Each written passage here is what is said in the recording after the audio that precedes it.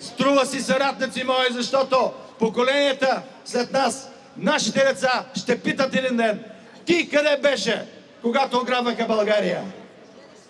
Те ще питат: ти къде беше, когато позволиха България да стане турска васална територия? Ти къде беше, когато българският председател, министър-председател, се прегръщаше и целуваше с най-големия неосманист, турски фундаменталист? И тогава, скъпи съратници, ние ще им отговорим. Ние бяхме на нашето място. Аз бях там, където трябваше да бъда. Там, където го диктува моето сърце и душа. Там, където казва Божията повеля. На площада, сред хората, за да им кажем ясно своята позиция. Атака не е партия, която премълчава. Атака не е партия, която ще се оплаши от репресиите, които сега се стоварват върху мен, върху колегите ми, върху всички нас.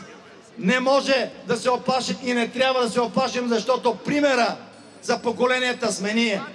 Ние сме най-свободната част, най-будната част от българското общество и ще продължим да го показваме, защото зад нас няма място за отстъпление. Както знаете, зад нас е България, а от нея остана съвсем малко и то трябва да се спаси. Това, което трябва да спасим, е бъдещето, утрето за децата на България.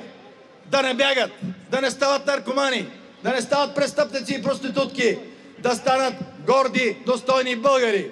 Затова сме готови и да се бием, затова сме готови и да страдаме, затова сме готови и да ни затварят.